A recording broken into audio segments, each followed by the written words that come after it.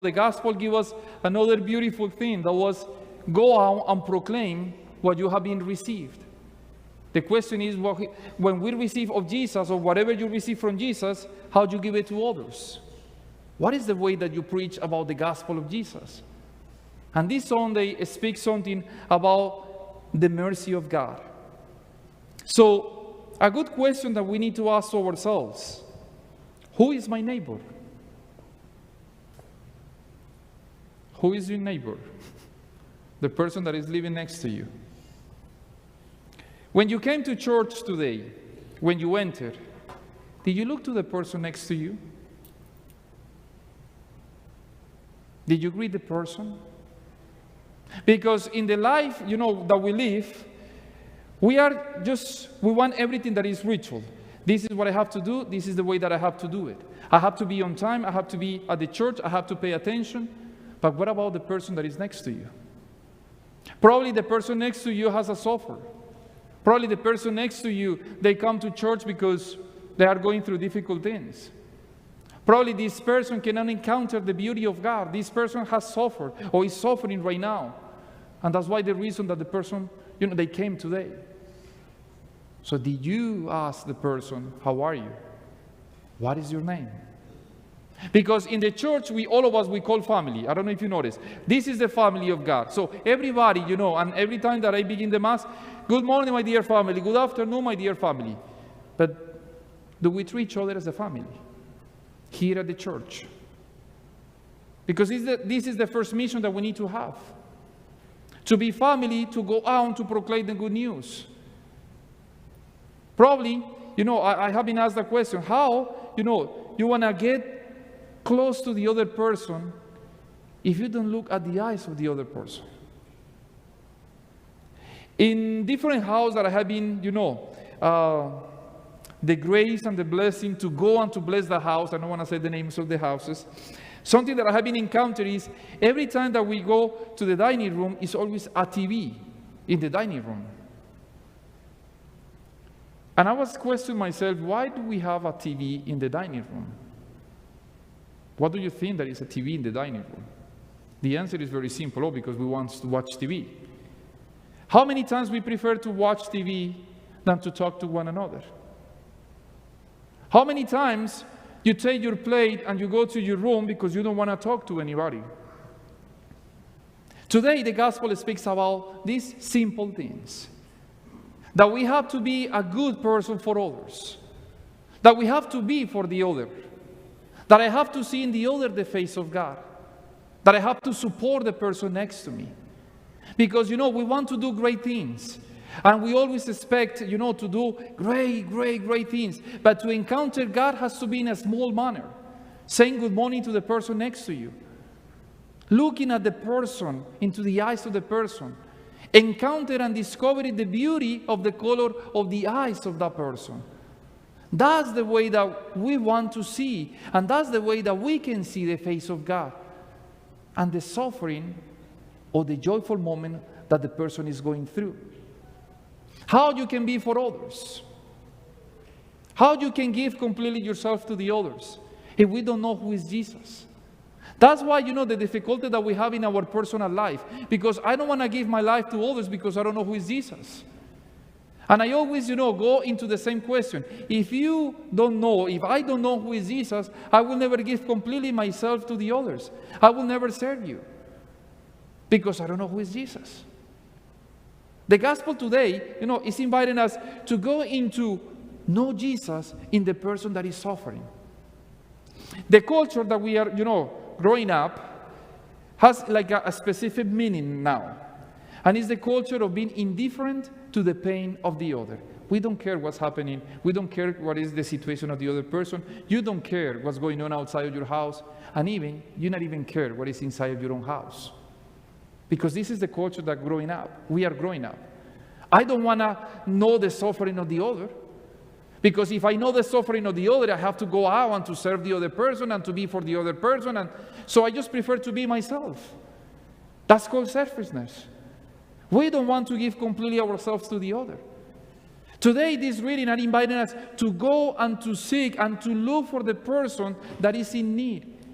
And we always speak about the persons in need, that is the person that is outside, or probably the person that is crossing the river, trying to enter into this country. All these things that we see in TV, we see, oh, it's far away from us. Probably the person that is in need is next to you. It's in your house. It's your husband. It's your wife. It's your son. It's your daughter. It's your brother or your sister. Today, Jesus comes to move our hearts and inviting us that if you know me, like Jesus, if you know Jesus, if you want to be a disciple, now you have to be merciful to one another. And it's another word that we are losing from our, in our reality. We're not merciful to one another. I don't want to be merciful to one another. I don't want to serve anybody. Because the culture that we are living and everything that people is saying to us is, all of you are here to serve me. All of you are here to do whatever I want. This is not the Christian message. That's why, guys, probably for you, it's so difficult to understand that Jesus came down from heaven to give completely his life for all of us. One of the guys in a summer camp asked me a question. Why Jesus died for us? Because we not even understand why Jesus died for us. We not even understand why we have to be for one another or why we have to serve one another. The gospel is inviting us today to look for the good of the other, to make a sacrifice every single day. For many people, to say good morning can be a big sacrifice. For a person to serve one another, to clean dishes, to prepare the meal can be a big sacrifice. That's the way that we serve one another. When your families ask you, take out the garbage, and you start complaining, I have to take the garbage. That's a way to serve the family. Again, we are thinking to serve our family in a big, big ways. That small way you're serving one another. When somebody asks you for a glass of water and you give that glass of water to the person, you are serving that person. But sometimes we are in our own world that we not even realize that the other person is in need, that I'm here to love and to walk with the person. How we can be for the other. How we can serve one another. How you can be a good neighbor. I don't know if you have been asked that question. How I can serve my neighbor? And when I say serving the neighbor, I'm not talking about, the person, the family next to you. I'm talking about the person next to you. How you can be for that person. The first thing that we can do serving one another is, if you have a TV, this is just, I want to get in trouble, but stop watching TV and pay attention what people is saying. Because even when people talk, we not even pay attention to people. I not even look at your eyes when you're talking. Because sometimes I'm in my own world with my own problems. But when you see your problems, and I'm sorry to say, sometimes it's nothing to compare with the problems of the person that wants to share with you the situation. How many times we can save the life of a person just paying attention to that person, listen to that person. Because probably that person doesn't have anybody to listen, and it's going to you. In this culture that we are living, there's so many people, suffering from anxiety, depression, and even, killing themselves. That's a way to be a good neighbor. Just to listen to them, to be with them, to walk with them. And if you, a few weeks ago I mentioned, if you are going through that difficult situation, look for a good person. And be a good person for others. Because we want, it's funny how we are. We want everybody to pay attention to us. We want everybody to serve us. We want everybody to be always at disposition for us. But we don't want to serve and to be for others. Because I don't have time. This gospel today is inviting us to be brothers and sisters.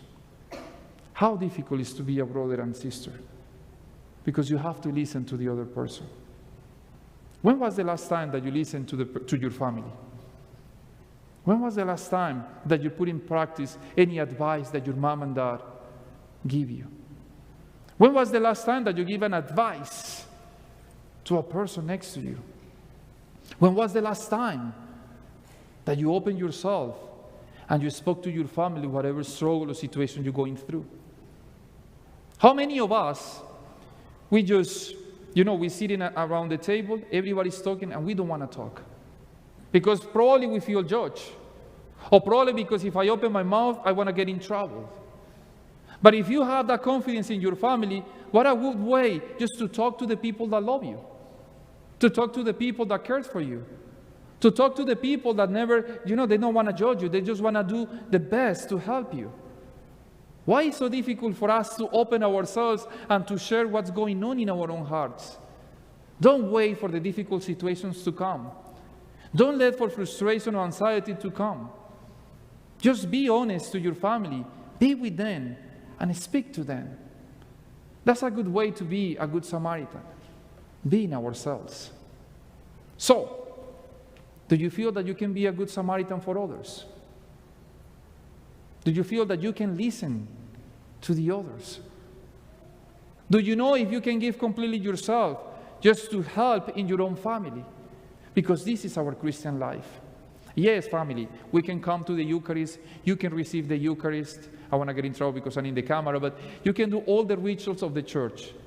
But if you don't love one another, if you don't serve one another, this is emptiness. We're not doing anything. Because this is what is happening in the world. How many people come to Mass? How many people pray? How many people give a collection? But their hearts are away from God. They hate each other. There's a lot of envy and frustration in the world. But every Sunday, I'm sitting here watching or listening Mass. What about giving completely myself to God? That's when the transformation comes. When you enter into the Spirit, when you enter into the family that we call Catholic Church, when you serve one another, listen and loving to the other. So we have a lot of mission today. We have a great mission today. And you have a homework to do, to be a good Samaritan, beginning in your own house. Washing dishes tonight, preparing the meal, helping your family, talking to them, speaking to them what's going on in your heart. Mom and Dad, you have another mission. As I said many times, don't get scandalized. Listen to them. Don't get scandalized. Listen to them. Open the way for your kids to trust in you. But at the same time, let us begin, both of us, like the family, Mom and Dad and the kids, getting close to Jesus and open ourselves to serve and to love one another. So that's the mission of the gospel today. That's the way to be a good Samaritan. That's the good way that we want to change the world. Yes, we're not the president, we don't work in all these things, but I can change my small world. I can change my own family doing good. How many families, when we are struggling, they change completely because one of the members are struggling. So the whole family is around this person, and if they have to put money to send the kid whatever place to receive treatment, we can change the family for good, and we can change the family for bad. We can create a sense of peace in our own family, or we can create a sense of division and anxiety in our own family. A good Samaritan is the person that unites the family. A good Samaritan is a person that listens to the other.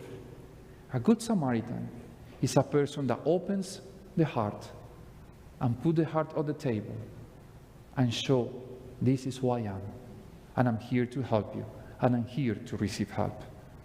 Let us ask the Blessed Mother to give us the grace. The next time that we come to Mass, to say hi to the person next to you, to ask for the name of that person. Hey, good to see you, Elizabeth. Isabel, I changed her name. How are you? Ask the name. Do you want me to pray for something? Hey, I'm going through this. You don't need to say a lot of things, but can you pray for me? Can you pray for my family? This is why we come to church. This is why we are called this structure temple. And this is why we are, all of us here, family. Because we want to pray for one another. We want to be for one another. We want to serve one another. Last thing, when you're talking to a person, look at the beautiful eyes of that person.